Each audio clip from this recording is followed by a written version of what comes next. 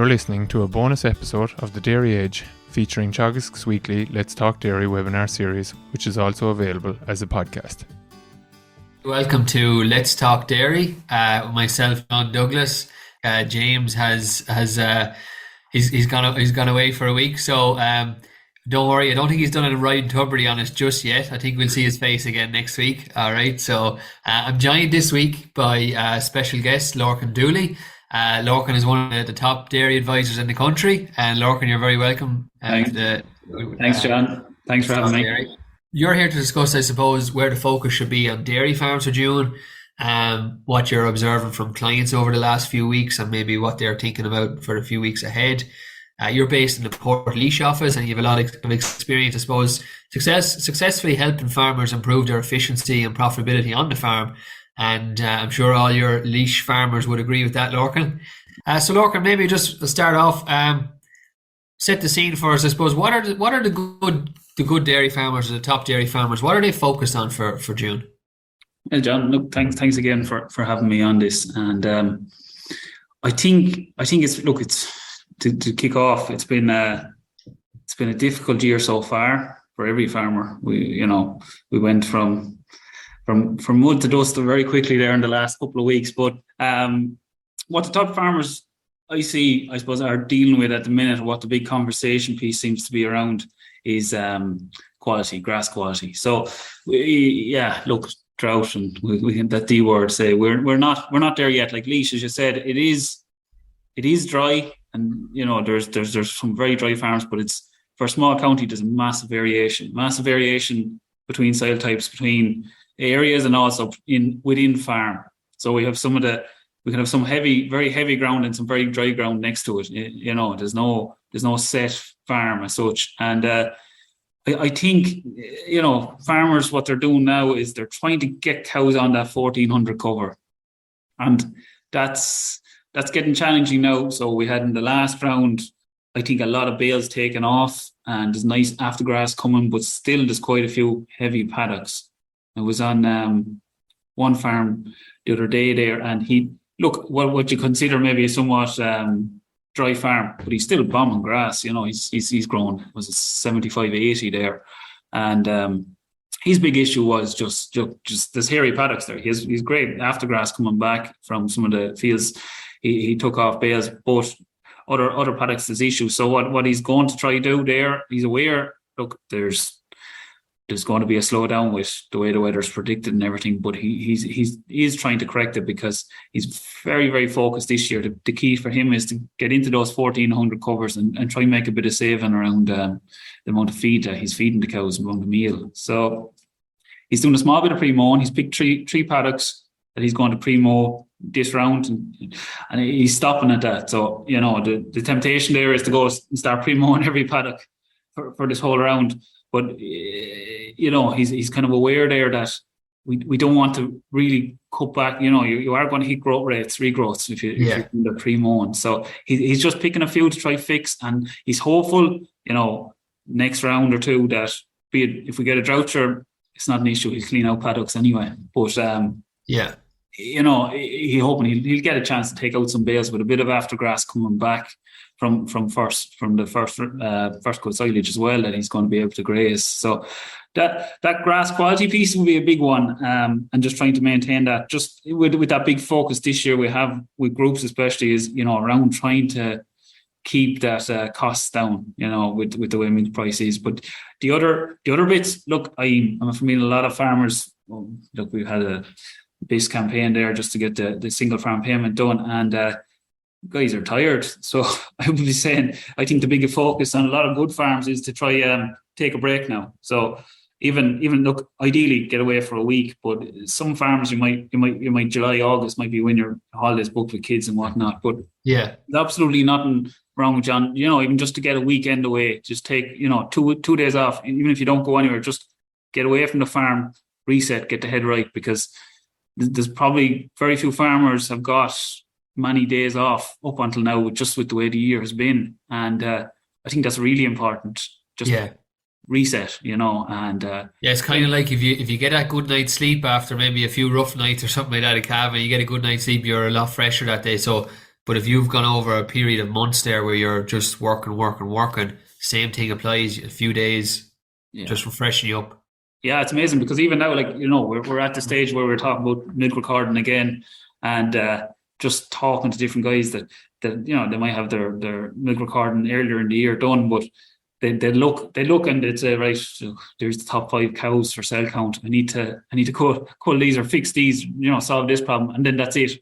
But there's a mountain of paperwork, paper there, reports there that we can look at. And I think if you can take a bit of a break now, get your milk recording done, you come back fresher, and you can kind of stick the head up there and start thinking long term for your farm and start looking at these reports and getting really valuable information off them. And I know Don Crowley has a fantastic bit on this, just going through what kind of bits you can get out of those reports. But so what would be the few key bits to look for in these reports, Lorcan?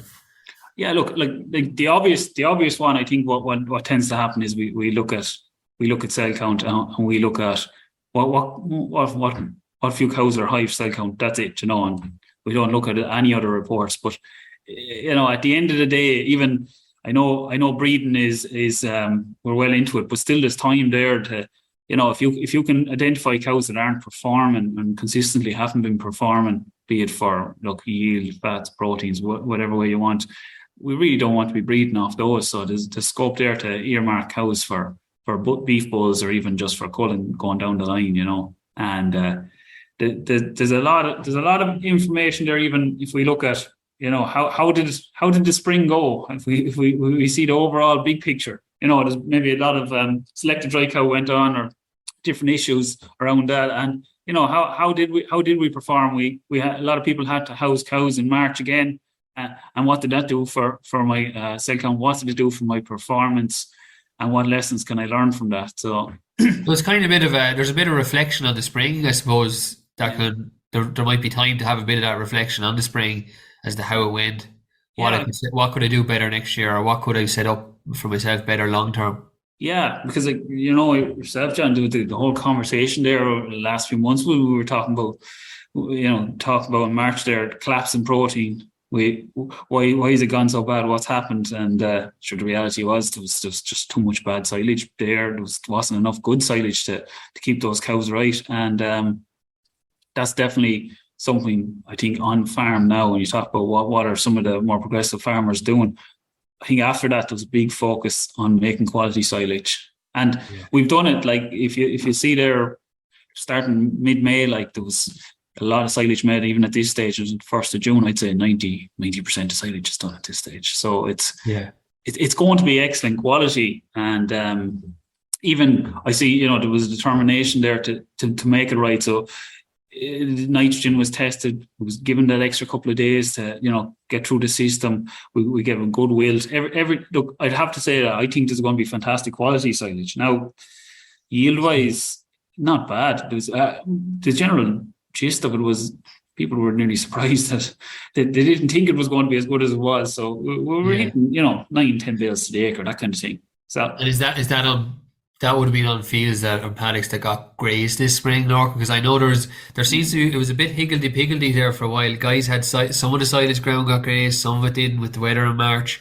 So they were thinking, like, should they cut some of it earlier because it didn't get grazed and all that. So do you think overall yields and quality are pretty good? Yeah, I do. Look, I know what you're saying. There was some paddocks there, and it could have been October since it was grazed, and there was a bit of a dead material. But look, we got fantastic weather. It was still early. A lot of people that had that type of grass that wasn't grazed at all were able to go mid-May and get it in good. And then some of that stuff that was grazed earlier in this year, like obviously that's going to be fantastic stuff. So there's no, I do. I think it's good. I think it's probably, you talk about what's happening, and the other bit of, I suppose, homework that needs to be done is just looking at your own situation. So how much silage have you got? Have an idea, I suppose, of what second coats are going to be like, and what do we need to do to change it if we're in bother. And the thinking here would be, look, we want to keep making this good quality silage. So we have it for the weanlings, we have it for milking cows, and we're producing more and more, I suppose, milk off silage, be it because we have shorter dry cow periods, and the different issues around stocking rate and that you know. So we do need that good quality silage. And I know some of the guys that have done the sums, what they're planning, they're happy enough to have this good silage. They'll have a decent second cut also, but then they're going to try and buy a bit of hay or straw just to, you know, dilute this silage for any of those dry cows feed, or, you know, overweight cows, different things like that. They're much happier to have the quality feed than opposed to having poor quality silage. You know, they feel they can stretch the quality feed, because what they really got burnt with was having bad silage and then having to try and prove that with meal, which is, you know, over 400 a ton. So it was just really, really burnt them. So I think the thing, and even with that, in cases it wasn't working. Yeah, no, sure. Look, there's only so much you can do, and you don't want sickening cows. So definitely, that's a big one, John. Going down the line, I think that's changed. And even we look at that red clover silage scheme. I have quite a few guys that are after putting in a bit of red clover, and they're actually very, very happy with it so far. And I know, look, it's the first year, and you know, it's going to tell how long will it last, how long won't it last. But that's also another key area where yields are good, and I think it's going forward. It's going to be a great option for reducing our nitrogen and making a bit of a saving that way, for maybe being able to target a bit more nitrogen on other fields or paddocks that need it. You know, would you feel the farmers in your groups, like after this year, are the silage pits more empty than other years, Lorcan? Yeah. So if we look at it, say we were talking about in March, we were getting tight, like on farms. There was a lot of farms that were looking at the backs of walls, and even probably some farms where there was stock out, be it young stock, they just had to get them out because they wanted to ensure that they were fed.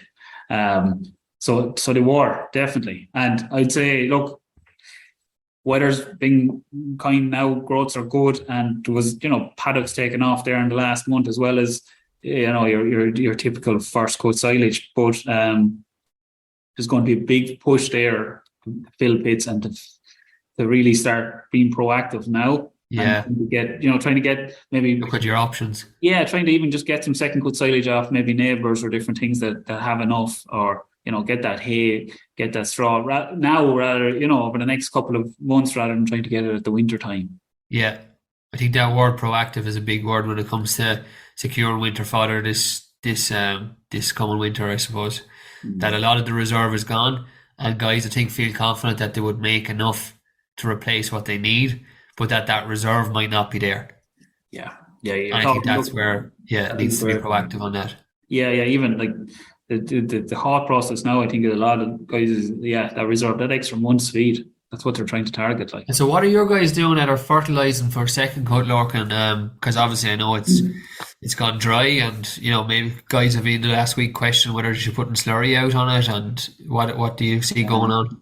Good question, John. Like, it's a $1 million question, isn't it? Is everyone's thinking it. What I seen happening was so look, mid-May silage cut, that got full fertilizer allocation. Do you know what I mean? Not niche, got your 60 units of nitrogen, whatever, or your 2,000 gallons of slurry.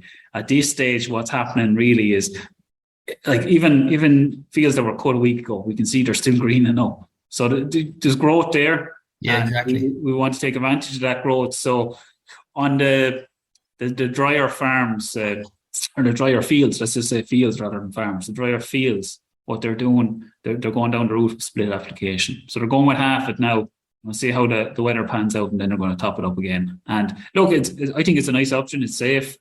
It's a bit of a nuisance, obviously, having to go twice, but it's a bit more of a nuisance if we get into a serious drought and you have all your fertilizer gone out, and you end up having to zero graze in some of it, or, you know, graze some of it. So I think it's the safest bet, just to go with that split application. I think it can work quite well.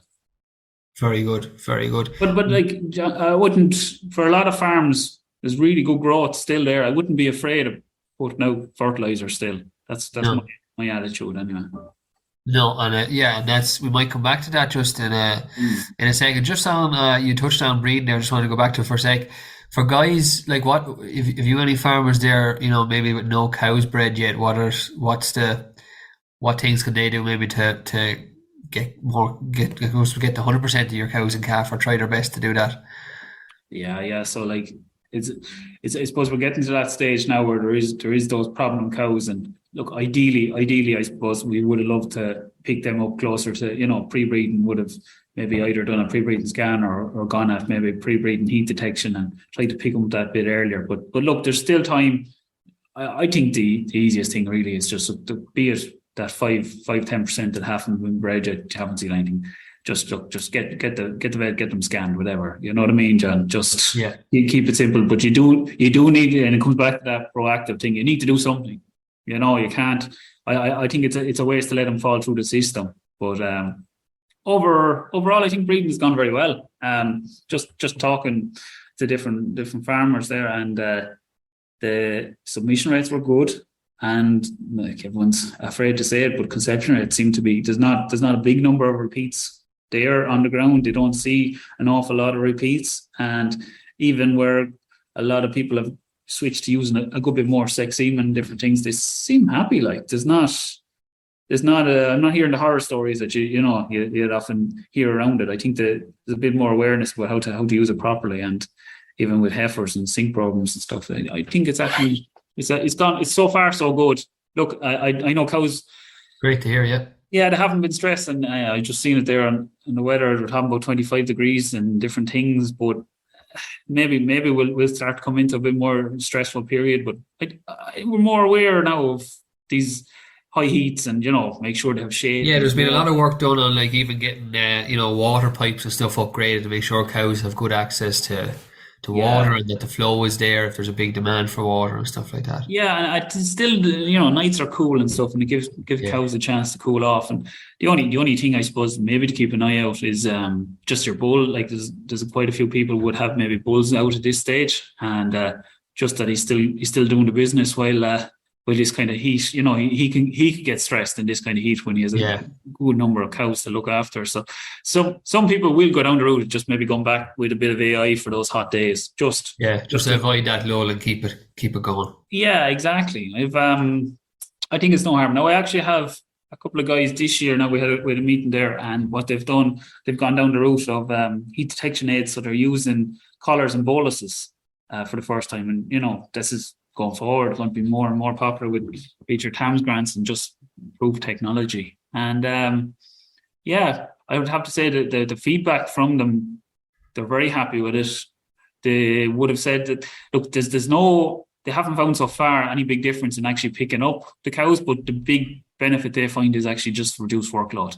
At a busy time of the year, they just didn't have to go tail painting, they didn't have to go observing heats or anything like that. So that's kind of just the feedback around those aids. And I also, which I thought was interesting, I had one farmer we were at a group meeting, and he was in his third year now with the collars, and he just said that two of the farmers were talking about going full AI for this year, and he was just making the point that he went full AI. The first year he went full AI, he thought, look, he got fantastic kind of response from the collars, because he was later in the year, he was picking up those cows that were going to be hard to pick up because there wasn't a whole lot of activity.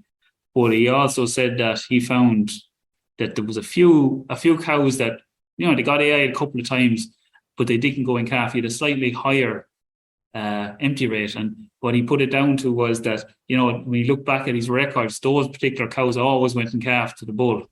So there can be some cows for that first year, if you are going full AI, maybe just to be aware that there can be maybe a slightly higher empty rate, because there'll be a few cows that'll have to fall out of the system that might just not work for AI. I just thought it was interesting just to make that point, that to be aware of that for your own farm, maybe just that you maybe have enough. And again, that comes back to monitoring and looking through your reports there and knowing what to look for and that sort of stuff as well. Yeah, I think so. Yeah, it's just it's just something to keep in mind. And then I suppose the big talk now is around this new genomic program, John. So like it's only been announced and the details aren't there yet, but we have some people are already in a genomic, to genomically testing all their stock, but it looks like they're going to be putting some funding towards testing all the cows, and I think that's going to have massive uptake. I think guys are really going to be keen on getting involved with that. And great to hear. Yeah, Yeah, it will be great. Look, the big thing, the big feedback we get from anyone that starts genomically testing is the number of sires they got wrong with cows. They're always surprised what cows are of. It's a bit of a mix up there, and there's a big benefit there from just even an inbreeding point of view. But the other area I think that's going to get more and more popular is like a lot of farmers now are using more beef straws, AI, high genetic murd dairy, DBI, dairy beef bulls that have really good, carcass values, be it 15 kilos plus. So look, we have these farmers that, are using good straws now, and they want to, I suppose, get that premium payment. And I think for anyone buying calves, if you're buying a genomically tested calf, the bull, it's an AI calf. I'd say going forward, John, there's going to be more and more guys buying, looking at the paper figures more so than even just the calf themselves. And I think this is something that you can give a bit more assurance to a buyer if you haven't genomically tested. So I think that's going to be a massive uptake on that. Okay. I think it'll be good now. So I just want to go back. There's a couple of questions in, Lorcan, and we can answer them together, but I'll just shout them out here. So Adrian has asked there, my farm is facing into drought, grass is under stress and quality is falling, like what you were talking about the grass quality earlier. He says, I've no option but to graze heavy covers. How much should I be feeding at this point to feed the cows adequately? So that's sort of one part of the question. If you have to graze some heavier covers, like maybe somewhere between 1,600 2,000, because you're running maybe out of grass and you can't take those paddocks out, how much should we be feeding with that? What would you say has been the best response?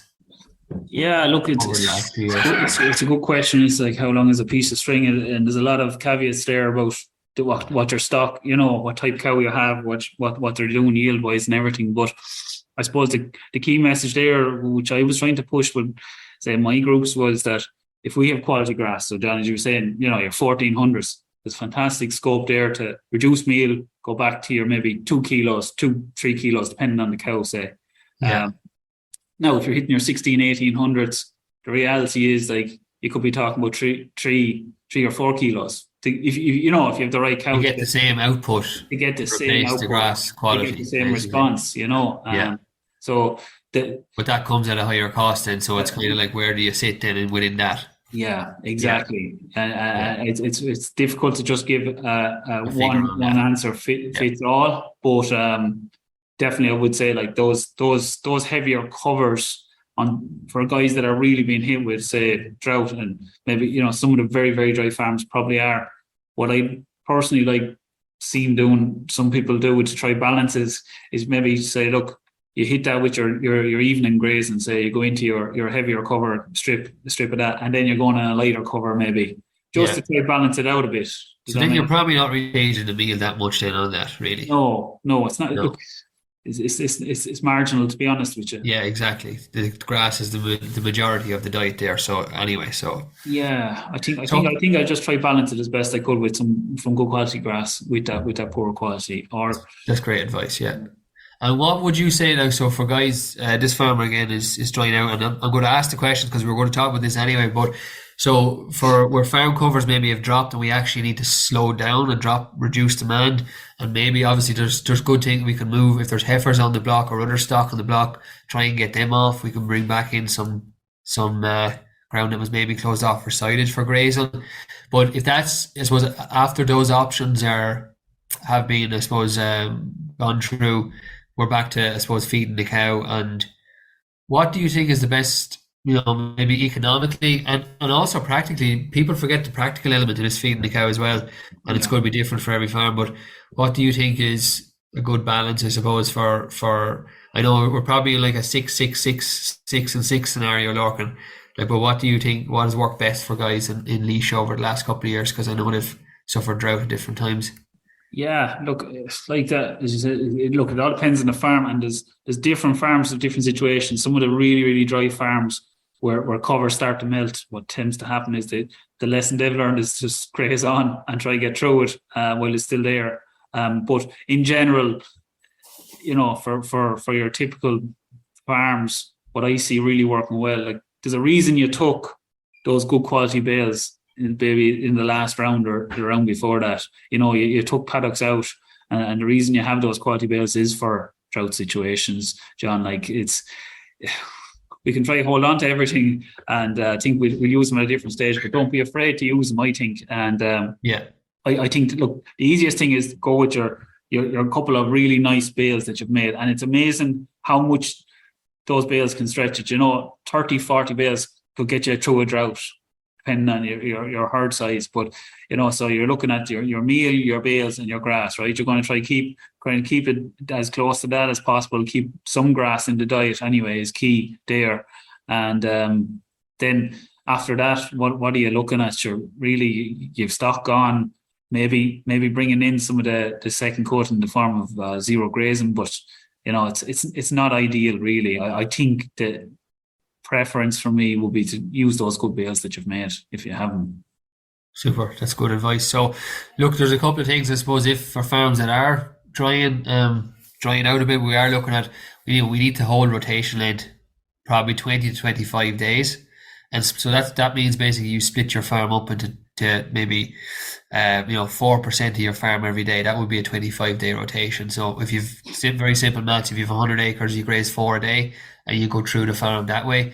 We are trying to hold that farm cover above 500, and that's why it's so key to actually walk your farm to know that that's where it is, or that's if it's dropped below that, you really need to probably go a little bit harder. But I don't think anyone's in that situation yet.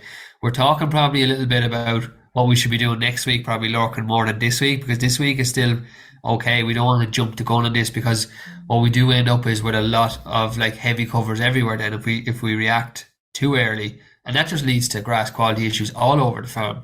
Yeah, look, the fear there, and just in the question, like the fear is that you're afraid of a drought in 2 weeks' time, so you're going to stay grazing heavy covers now. Yeah, and you're just getting yourself bogged down, and then you get a lot of labour involved in not getting that back right.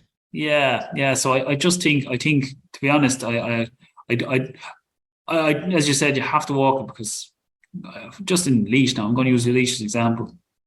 Between high dry matters, really good clean outs, and growth rates, like things are still going okay this week. Yeah. We've another week or two of it anyway, and whatever happens, then we'll have a much better idea next week. If we're starting to hit the soil moisture deficits of the 50s, as we said, and growth start to come back, and we see in the weather that we've another 2 weeks or no rain predicted in the future, like fair enough. Like it's still predicting 50s, in around the 50s and 60s for a lot of farms next week. So yeah. I think with the good farm cover that's there, they'll do that, and there's cover on the farm. So just as one final question it's back to the fertilizer we were talking about earlier. So how long does the protection last on protected urea? So that is urea will, when it's applied, as soon as it hits the atmosphere, there's volatilization, and that releases nitrogen into the atmosphere. So that protection actually stops that part. That usually happens over the first few hours. So that protection that's on the urea will actually last a couple of days. So therefore, it reduces substantially the amount of loss. So after that, like even normal urea, if it's sitting on the ground there, after a couple of days, it's not really losing that. It's lost it all in the first few hours, most of it. So will it stay there? Yeah, it will stay there. In the fields with good cover, is that enough to get fertilizer into the ground? I would say on heavier soils or wetter, clayer soils, probably is enough to get it in. On drier, sandy soils, maybe not. So look, we're looking at maybe drought-prone areas again. Go back with some powder washings, collecting the yard stuff, maybe a little bit of that sort of stuff on the drier paddocks, and keep a low amount. We're talking maybe 15 to 20 units. That's all we're talking about per acre at the moment, going on some of the heavier paddocks. So they're still, as Lorcan says, still growing. Still growing. Look, when it's growing, I think spread it, and when it stops growing, stop spreading it. And if it's slowing down a lot, just cut back on your fertilizer. Then you reduce rates. I think it'll work really well. Yeah. So, look, Lorcan, we might finish up there. We've done our half now. We made it through. We're both novices here this morning, so we made it through. So thanks very much for that. I suppose to summarise, it's getting grass quality right, and maybe anticipate next week, have a plan with rotation length and farm cover and feeding on your farm as to how you're going to do that if things are getting dry. But still correcting grass quality for a lot of farms that are still growing well. So that would be, I suppose, my key takeaway on that. What would your one or two, just to summarize, key points then? What else? Yeah, no, John, absolutely. Look, great points. And then I suppose the key thing there is get that milk recording done. I think take some time to off as a farmer. Look, you need to take it. You've busy spring, and then just look maybe at trying to do a bit of planning then for the rest of the year, be it for silage, be it for finishing out your breeding, be it for stocking rates. It's time to take a break and then start doing a bit of planning for setting yourself up for the rest of the year. Even, look, we didn't touch on it, John, but there's got to be big issues around cash flow, big tax bills coming down the line, and milk price the way it is, we know profitability is going to be quite a lot. So I think there's a good bit of work around planning out the rest of the year and planning next spring, which starts to think about at the end of this one. But it all needs to happen, and I think the guys that'll do it sooner, be proactive, be it you meet with be it meeting with accountants, whatever it is. If we can do it earlier, we're not left with any big surprises at the back end of the year. Super, Lorcan. And there's just one question came in while you were talking about just on where demand is well ahead of growth. Is the priority to make second cut silage or feed the cow? I.e. use second cut silage ground for grazing or zero graze to keep grass in the diet rather than silage concentrates, or rather than feeding silage and concentrates. So I suppose the grass is on the ground, feed it to the cow when she needs it if you don't have anything else, and you always have options to do something else for the future. But I suppose the key priority is to make sure we're feeding the cow now. So we might leave it there, Lorcan, on that. So Lorcan, as always, it's been a pleasure to talk to you. I always get lots of tips from yourself and the knowledge and experience that you have. And I think our viewers have taken a lot away from today's episode as well. So I'd like to thank you, and I suppose our fingers are crossed for some rain to fall, especially in those dry farms over the next week or two. So join in again when James will be back next week on Let's Talk Dairy. That's all for this week's bonus episode from the Let's Talk Dairy webinar series, and don't forget to look out for more bonus episodes each week. I'll be back with the usual Dairy Age podcast on Monday, so do listen in then. I'm Stuart Childs, and thanks for listening.